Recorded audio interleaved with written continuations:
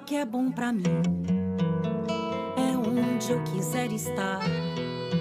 A estrela ainda brilha, ela é quem vai me guiar. Ser guerreira é minha sina, batalhando pra vencer. Tenho voz pra ser ouvida, tenho sonhos pra viver. Não vão mais conseguir me anular, me calar. Ninguém vai me impedir de cantar e lutar. Seja em casa, no campo, na rua ou na praça. Chega de mordaça, agora eu vou falar. Porque eu sou mulher pra fazer acontecer. Eu sou uma delas, são elas por elas, ocupando os espaços de poder. O Partido dos Trabalhadores é também o Partido das Trabalhadoras. No PT, mulheres sempre foram a essência do partido.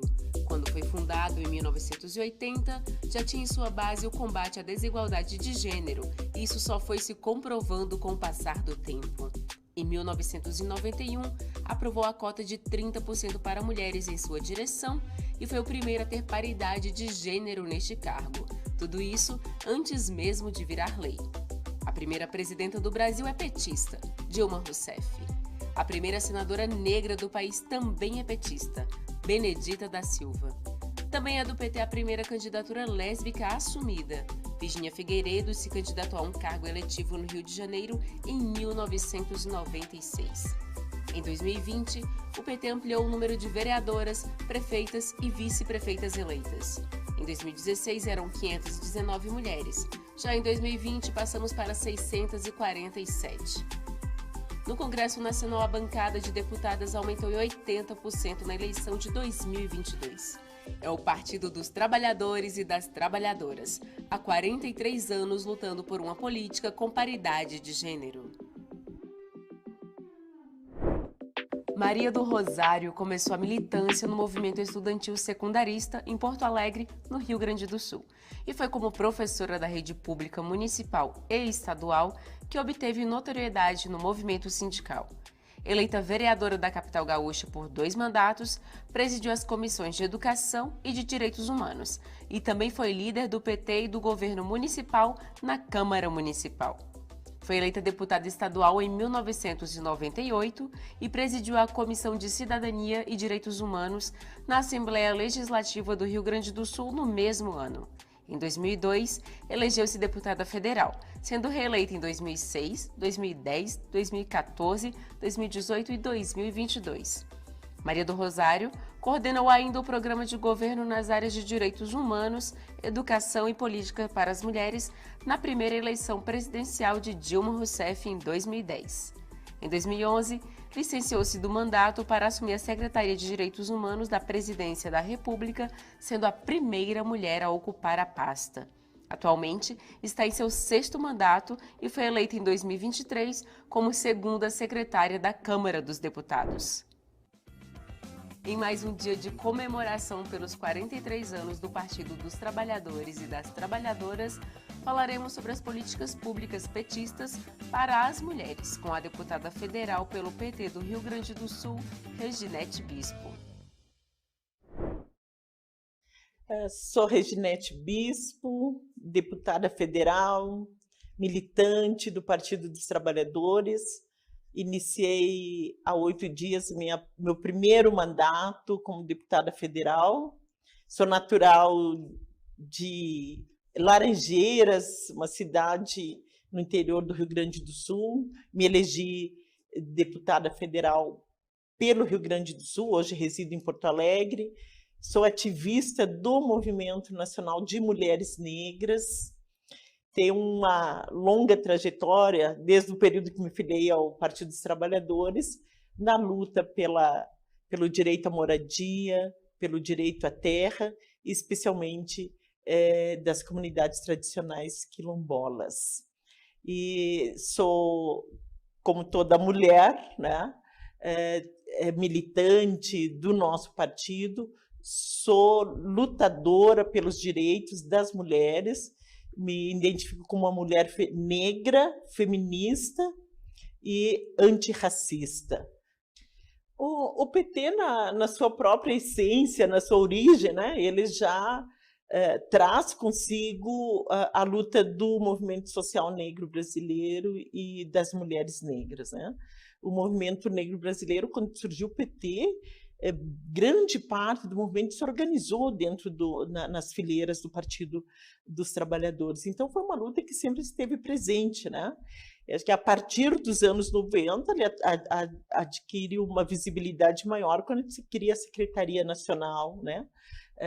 No Rio Grande do Sul, criamos a Secretaria Estadual, depois a Secretaria Nacional de Combate ao Racismo, né? E a luta antirracista nesse país, né, ela é uma luta de esquerda e é uma luta que é dirigida, né, capitaneada pelas mulheres negras, né? As grandes transformações, as grandes conquistas que se tem feito no campo democrático, medidas, ações, projetos que transformam efetivamente a sociedade, têm sido feito pelo movimento negro, especialmente pelas mulheres negras, né? Poderia citar dois que para mim são fundamentais, que a regularização, titularização dos territórios quilombolas, é uma luta que mexe com a estrutura fundiária do nosso país, né? E que foi, embora seja uma luta que o movimento negro traz com força, né?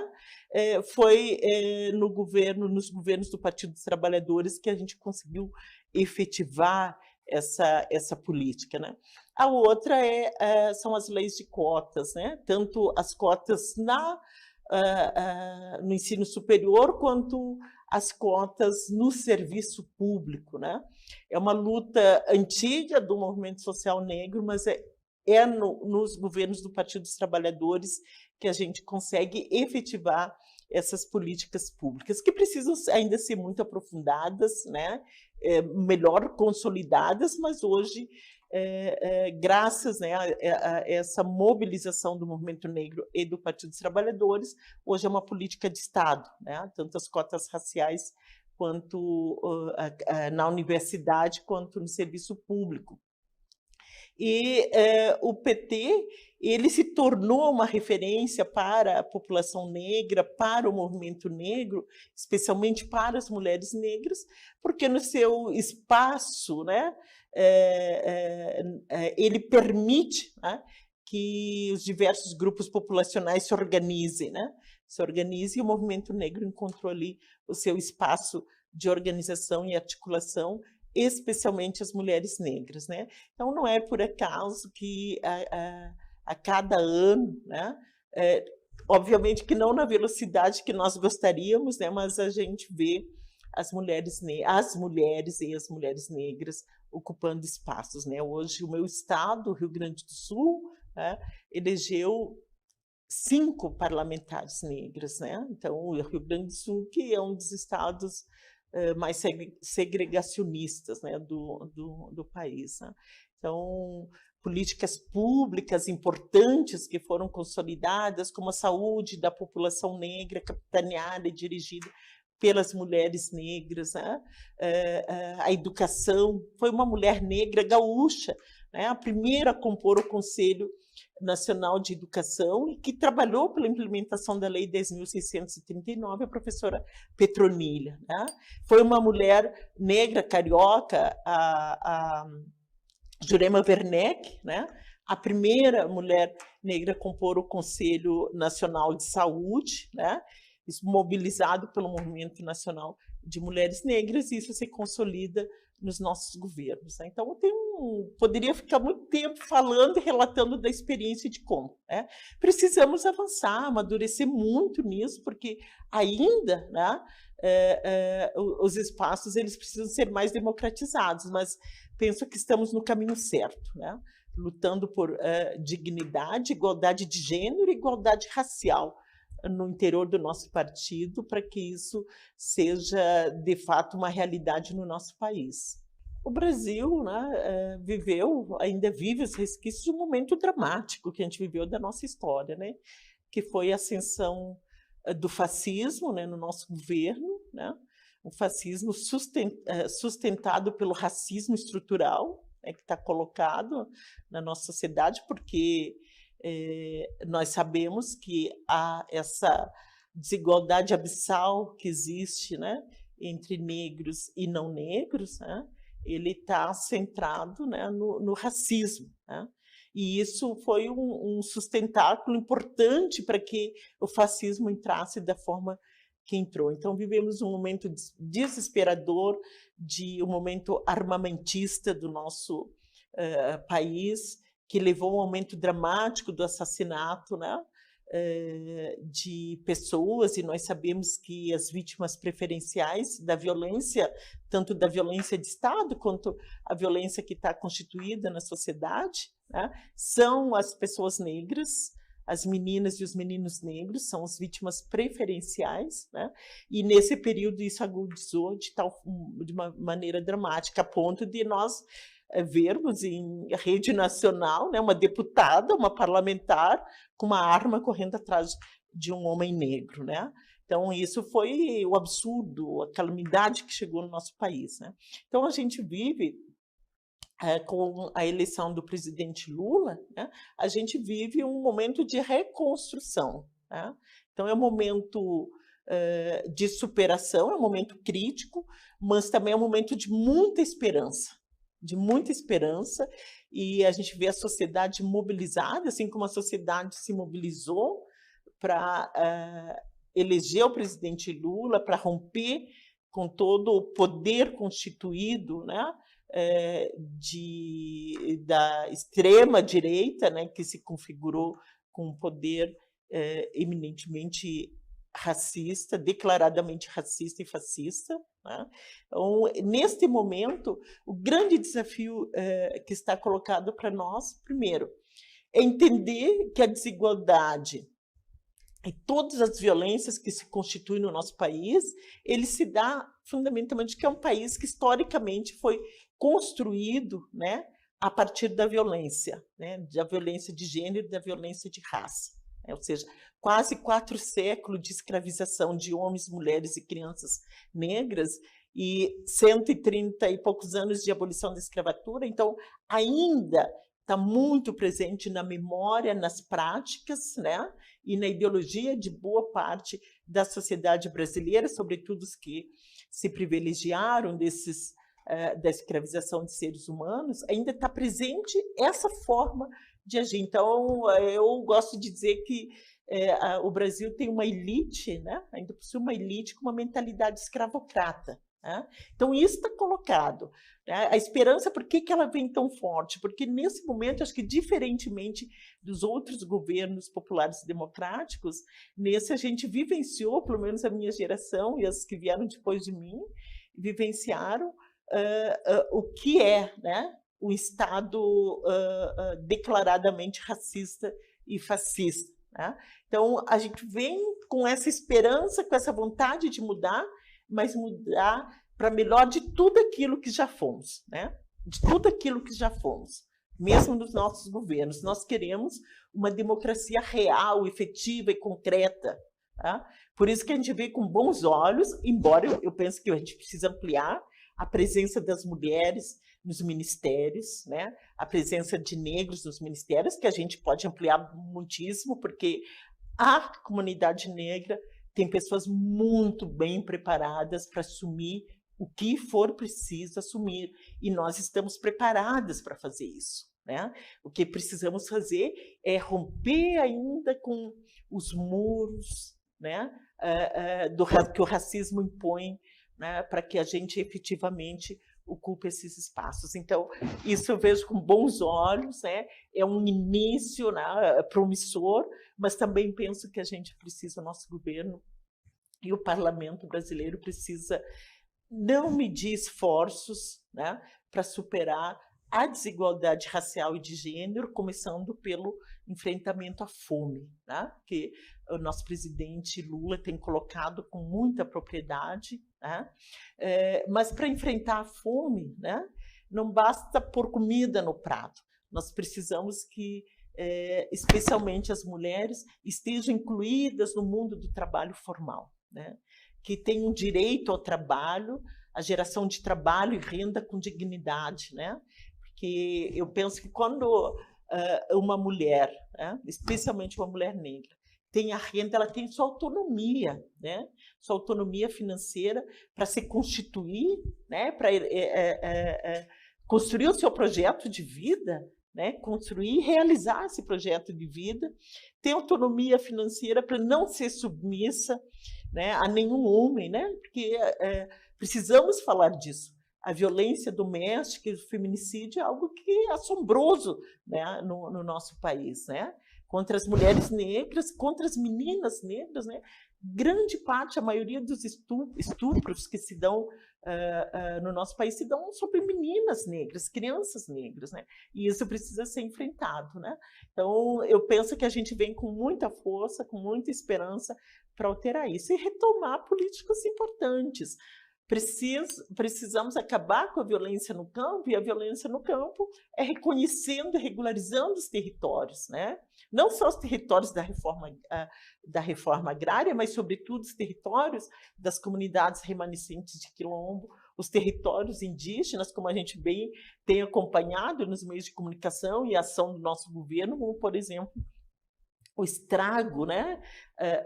O genocídio que foi praticado contra o povo Yanomami, né? E que se estende para tantas outras, né? Nas periferias dos grandes centros, né? Grandes e médios centros do nosso país, a polícia foi autorizada, né?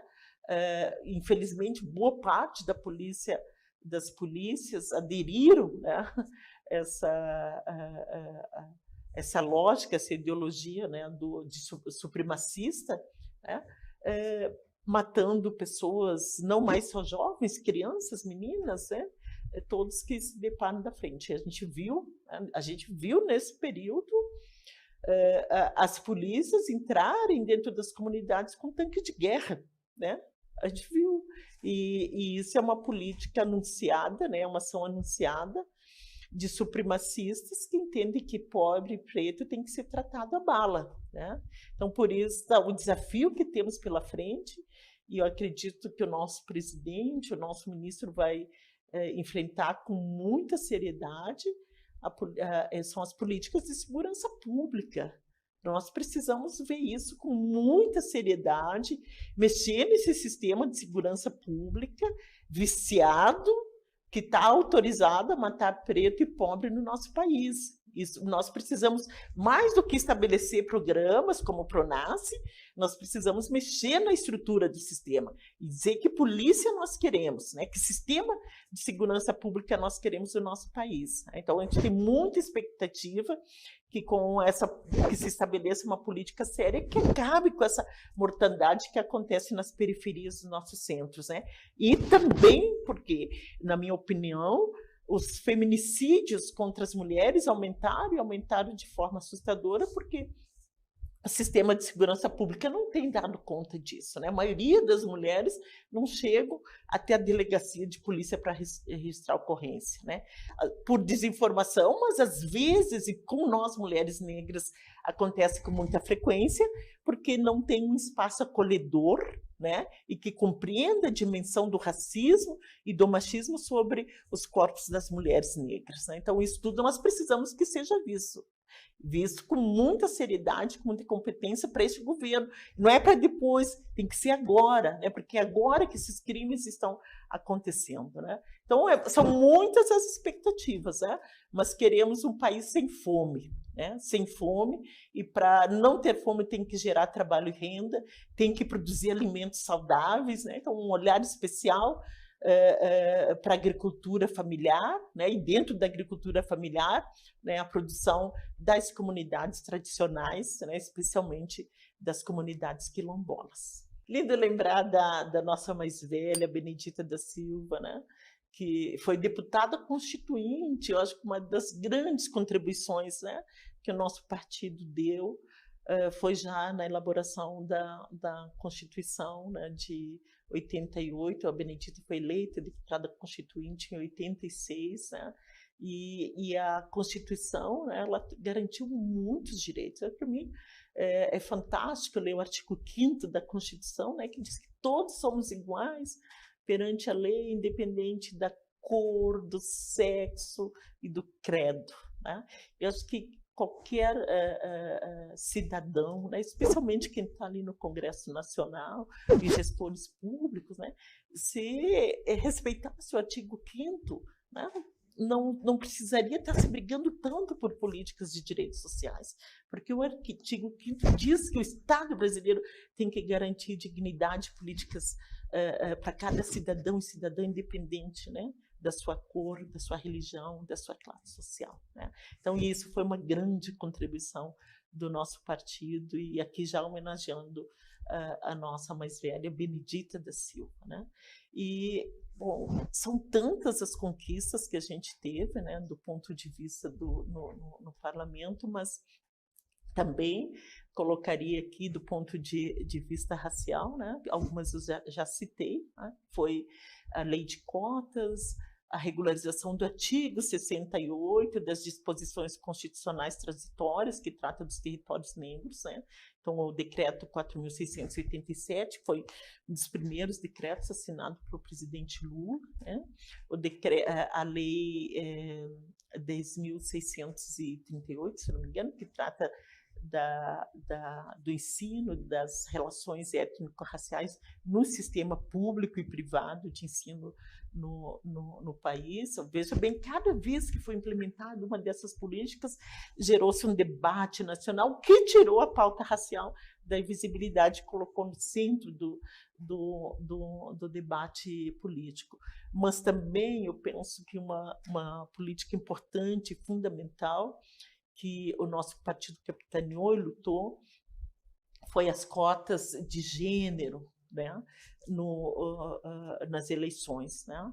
E hoje a gente tem garantia de 30%, né, de vagas, né, na disputa eleitoral de mulheres, se a gente tem garantia de recurso, né, do fundo eleitoral para as mulheres, a gente tem que agradecer ao Partido dos Trabalhadores, e nós, mulheres negras, temos que agradecer a Benedita da Silva, que nos colocou ali no cenário, dizendo que as mulheres negras também têm direito a uma parcela, né, proporcional à sua presença na sociedade desse fundo eleitoral, que me ajudou muito a estar aqui como deputada federal. Né? Então, a paridade, a lei de cotas é fundamental, mas também nós precisamos lutar muito dentro do Congresso, porque mais do que lei de cotas, na disputa nós precisamos de paridade de gênero e de raça na ocupação das vagas no Congresso Nacional, nos executivos e também no Judiciário, porque também precisamos discutir a nossa representação dentro do sistema judiciário. É um compromisso que eu tenho de lutar dentro do Congresso Nacional para instituir a paridade de gênero e de raça nas vagas, né? Nas vagas. Eu tive, em 2015, estive no Senegal, conhecendo o parlamento senegalês, e vim de lá muito impactado, que muitos países africanos têm paridade de vaga, paridade de gênero no parlamento, né? Onde 50% das vagas são para mulheres, 50% para homens. Se não tiver mulher para ocupar, a cadeira fica vazia. Né? Acho que a gente tem que começar a radicalizar nesse sentido, porque ficar no campo da disputa é importante, né? Mas também é muito exaustivo. Né? Nós que chegamos até o Congresso Nacional, as nossas companheiras que chegaram nas assembleias legislativas, nas câmaras de vereadores, sabe da dificuldade que foi, e depois eleitas ainda tem que enfrentar a violência de gênero na política e a violência de raça na política, né, que a gente tem acompanhado ali os absurdos que têm acontecido no país afora. Então, o PT representa isso, né? Muitas realizações, muitos sonhos, uma utopia, né, de um mundo melhor, né? E, por isso, coloca muitos desafios, né? E nós, às vezes, somos penalizados porque a gente enfrenta esse desafio, né? Somos encorajados a enfrentar esses desafios. Então, o PT é um partido que, nesses 43 anos, fez a diferença no nosso país, está fazendo a diferença. Foi através dele que a gente conseguiu colocar grandes pautas em evidência, como a pauta racial, a pauta de gênero, especialmente a pauta das mulheres negras. O PT sabe, o Lula sabe que não haverá democracia no nosso país enquanto não se colocar o povo negro, especialmente as mulheres negras, no centro das decisões, né? No sentido do protagonismo do processo, mas também no centro da reflexão de cada ministério, né?